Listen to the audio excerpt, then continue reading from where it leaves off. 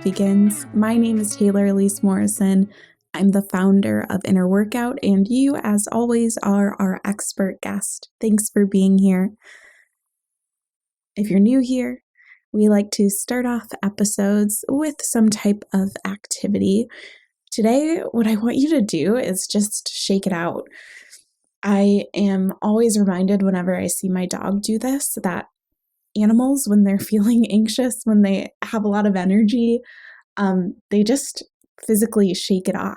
And so before I hit record, did a little shake and just used it as an opportunity to let go of something. But I also like shaking things off because you could be letting go of some negative energy, but you also could just be like building up some joy and momentum. So you can take it whichever direction you need it today. Today is a deep stretch episode, so normally we have this built-in time for you to pause and reflect. On deep stretch episodes, I just get to share my heart, and I'm recording this early, obviously, but on the time that you're listening to this, if you're listening to it the day that it goes live, it's my birthday. I am 29, or I will be by the time you're pressing play on this, and this episode is coming out on November 28th. So if you did some quick math, you might realize, okay, she just turned 29. Her birthday's on November 28th. She's just coming out of her golden year, her golden birthday. And yes, you would be correct. I was told at the beginning of this year that part of what I should do as I'm in my golden birthday and also going through my Saturn return, it was going to be really, really important for me to seek support in people, but also just support in feeling really comfortable in my physical environment. And in some ways I did that. We have this tiny team that supports the work of Inner Workout, and I've been getting better at asking for support from Matt, my partner, and from my friends and from my family. But I'll be honest, it's been tough. It's very much a work in progress. And as I am now 29, this is the first time I'm practicing saying this. So if it sounds weird, it's because I'm not used to saying it yet. But as I enter into my 29th year, and as I still have a couple months left of my Saturn return, I feel like this tension, this kind of like ripping apart or opening, this pull to let go of certain things still that I'm trying so hard to hold on to, but also this pull to settle and to embrace the parts of myself that I would rather ignore or change. And I started sketching out another idea for an episode, but as I thought, like, what do I want to say to other folks on my birthday? But also, what do I want to say to me on my birthday as I enter into my 29th year? And what follows are the words that started to flow. So it's not quite a poem. Maybe it's a little spoken word vibe, but I'm going to read it to you. It's kind of like this permission slip or this reminder note that I wrote to myself. I'm going to read it to you as is, and then I'll kind of break down and peel back some of the layers behind why I chose the words that I did and why it felt important for me to remind myself and to remind you of these things as well. So let's start by just reading what I wrote. Allow yourself to be known. Allow yourself to be seen. Allow yourself to be supported. Allow yourself to be celebrated. Trust yourself and your people in the universe. Let it be simple. Let it be joyous. Let it be love. Let it be. So those were the words that just started coming up as I was writing down notes and preparing for this episode. And like I mentioned, I'll just kind of break it down for you. So the allow yourself to be known piece, I remember I was at a women's event. This is probably 5 years ago. And I want to say it was Shauna Niequist, who's an author, said, "Would you rather be admired or known?" Do you really want to be admired or do you want to be known? And I realized that in this culture of getting Instagram likes and posting our latest accomplishments on LinkedIn and winning awards and accolades, and just for me personally, as an Enneagram 3 and a generator, it's so easy for me to just default to the wanting to be admired and wanting to achieve more, and to forget about this deep-seated need to be known. And so that's a reminder that I need. Am I putting all of these things in place just so people can admire me, or do I have people who know me, who know all of me, who know the good, the bad, and the ugly? And I'm really grateful that I have a partner who I've grown up with in the adulthood sense, who knows me and sees me even in ways that I'm not always able to perceive myself. And I'm trying to get better. And I guess I'll have to ask my friends this, but I'm trying to get better at sharing those cracks, at sharing the things where I don't have the answers, or where I'm not feeling perfectly put together, where I'm struggling. I am realizing I have a lot of what we're kind of playing around with talking about in inner workout as like this strong friend conditioning. And it shows up in different ways, but basically, I, for many reasons growing up, have felt that I need to be as independent as possible, and I need to have it together, and I need to have the answers, and I need to achieve, and God forbid I mess up in any way. That means I'm not worthy, that means that I'm less than, and I've put myself in a position to be competent and to be useful and to be helpful, which doesn't always mean that I've put myself in a position to be known. And as I go into my 29th year and really for the rest of my life, I want more of that, more people who know me. And I guess I don't even know if I want to say more people in a quantitative sense, but I want people who know me. I want the right people to know me. I'm not particularly concerned if every person in the world feels like they know me. I don't even think I want that intimate of a relationship with everyone in the world. But I do want for the people that I consider to be my close circle to feel like there's this deep sense of knowing, and that I'm not hiding, or I'm not defaulting into some of that strong friend conditioning. Around the allow yourself to be seen piece, well, this is where I really start to call myself out. So you probably know Inner Workout launched this Instead card deck for scrolling less, and I've been on this journey of really figuring out how I wanted to interact with social media.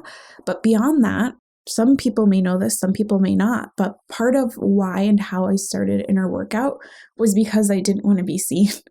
I didn't want to be the face of a company. I wanted something that could grow and expand beyond and outside of me. And so I created the Instead card deck.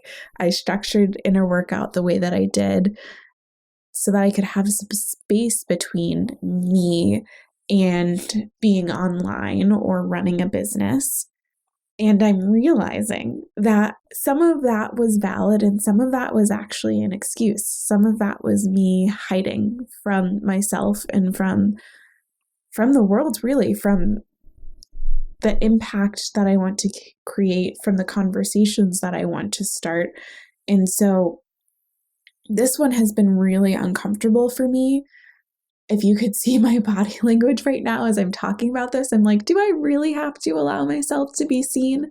Do I have to do that? Can we still do some other stuff and just pretend I haven't had this realization? But it's true. I need to figure out ways to share my voice and rest in my gifts in a way that still feels balanced and not like I'm getting in weird codependent relationships with social media.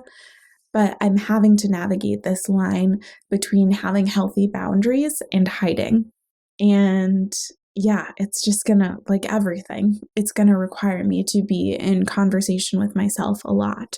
So that's where that allow yourself to be seen comes from. Just realizing, oh, yeah, Taylor, you're doing a lot of hiding and you're able to spin this whole story around why this hiding is valid, but really you're still hiding. And yeah, I'm not going to do that in my 29th year, at least not as much as I did this year. And I think I had to do some of the hiding to realize that I wanted to be seen. And now the next part is figuring out what does being seen mean? What exactly does that look like? Where does it feel like too much? Where do I need to lean in? Where do I need to lean back so it gets to be this unfolding? And up next, allow yourself to be supported. So, back to that conversation around the strong friend stuff, I really like to be the person to share a resource or be a listening ear or drop everything for someone else. And I have all of these stories around why people don't want to do that for me. And they're just that, they're stories. They're stories that I have told myself, but this year in doing the Kickstarter and in navigating things with the business and in my personal life as well, I have just had people show up for me in ways that I did not expect. Like writing this inner workout book, there was some miscommunication around a deadline, and I was really, really stressed out. And one of my friends from a business group that I'm in just stepped up and said, "Hey, I have a free night at a hotel. Do you want to go and write?" Like, what? I would have never thought that people would want to be there for me in that way. And yet, there they were. I still can't believe it. And so I want more of that. I want more of allowing myself to be supported and to let things be in exchange. I feel like I could do a whole episode just around this idea of giving and receiving support because I've been doing a lot of thinking about it and how I personally, but I also would argue a lot of us can get into these kind of martyr complexes. And again, it's where we're saying the right things. We're talking about how and I'll switch back to the I'm saying the right things. I'm talking about how I want to be of service and I want to use my gifts to help others. And so I use that as an excuse to only offer support and to extend and extend and to extend myself without acknowledging that I need support too. And that if I'm actually giving support but never receiving it, I'm not in alignment with my own values and I'm not creating something that is sustainable so that I can continue to give. So this support piece is, I know I keep saying like these are big, but they all kind of feel big. That's why these words just started flowing out of me because they were the things that came to mind, and some of them surprised me a little bit. The allow yourself to be celebrated piece. I even wrote in my notes, oof, that's what I wrote after allow yourself to be celebrated. This is why I struggle with birthdays. So I'm not a huge birthday person. I'm trying to think of the last time I was like really super excited for my birthday. It's not that I don't enjoy them, but I really like low-key things like going to dinner with family or just ordering in from a favorite restaurant. Just like chill, nice things. I'm one of those people who doesn't like to decorate for Christmas or watch Christmas movies because that's what I celebrate until after Thanksgiving. And so my birthday is sometimes where I'll just like chill and then watch Christmas movies because a bunch of them have popped up on all of these different platforms. But beyond being relatively low key when it comes to birthdays, it comes back to this whole feeling of being uncomfortable, being celebrated. And I love celebrating other people. I love sending random notes to people and just encouraging them and reminding them that they're doing a really good job. Because I do a lot of work where you may or may not get feedback.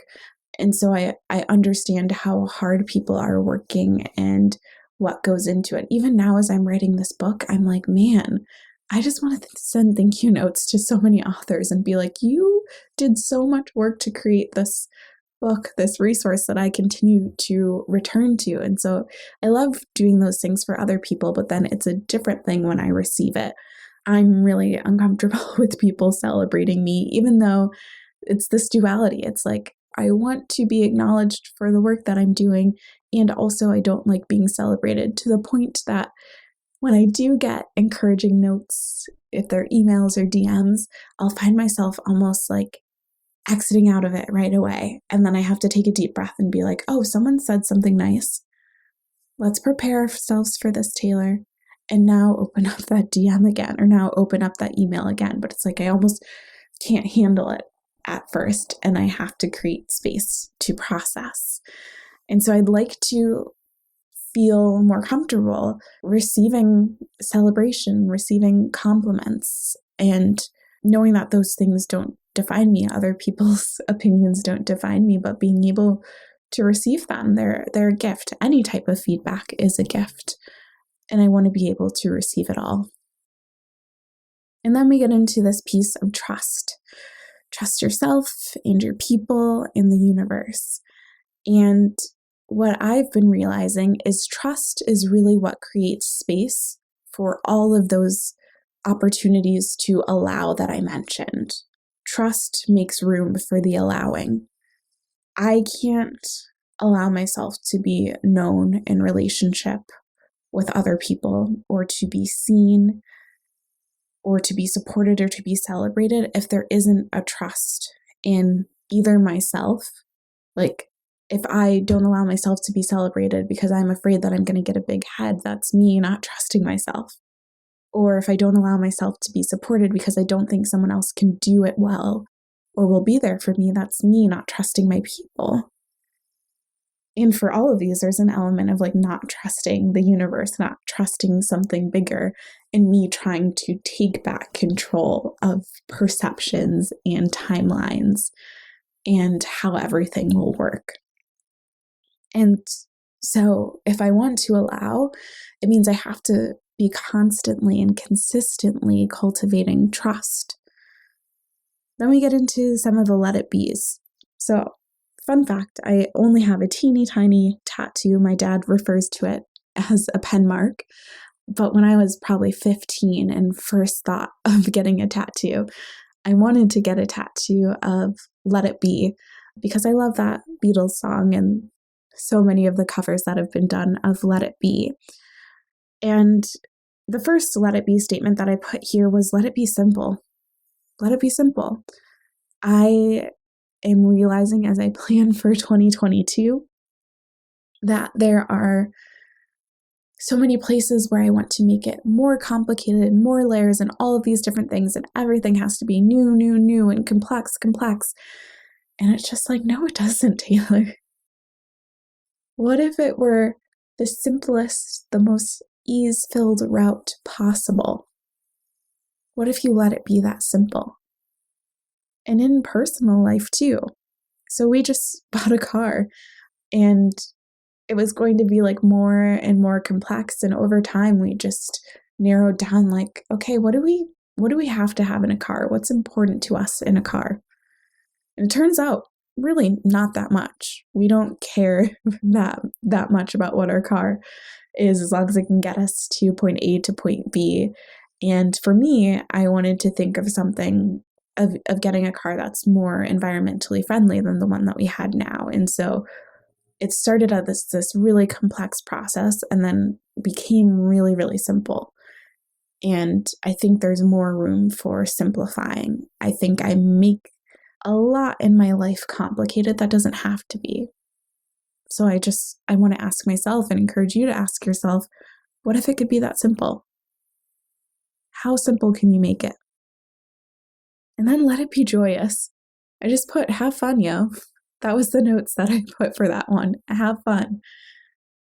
I've always been pretty serious. And actually, I don't even know if I want to put it that way.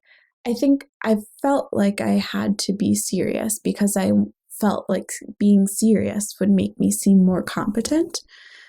And I'm slowly caring less about that. I just want to have fun and be impactful and experiment and grow. And I think some of the best ways for me to be impactful and to grow and create space for others to grow is to find out how to make things fun that we've written off as being too serious or being rigid or fixed, or it has to be this way, because very few things have to be anyway. So yeah, I just want more fun. I want more moments where I'm dancing in my living room and laughing and working. Paris, who's our content lead, and we did our first co-working session where we were just working on content together. And it was so fun. It was so fun to be looking at trends and things and getting excited. And I want more of that in work and in my personal life. And then the last line was, let it be, love, let it be.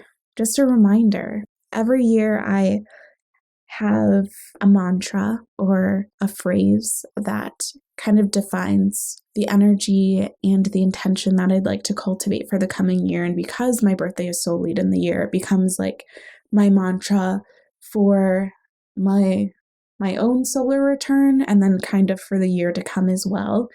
And oftentimes the mantras just kind of come to me. I don't have to choose to work on them a lot. I'll just be journaling or I'll be doing something else, and just they're kind of gifted to me. Like, oh yeah, this is what we're focusing on this year. And mine came to me, I want to say last month in October, and it's cease striving, which ties together so many things that I put in that poem or whatever we want to call it, that piece, is just to stop striving, to cease striving. I don't need to be more quote unquote successful in any arbitrary markers of success.